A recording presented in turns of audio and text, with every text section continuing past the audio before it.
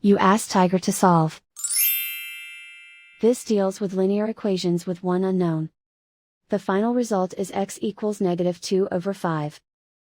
Let's solve it step by step. Group all constants on the right side of the equation.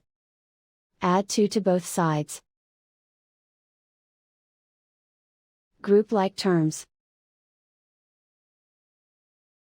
Simplify the arithmetic.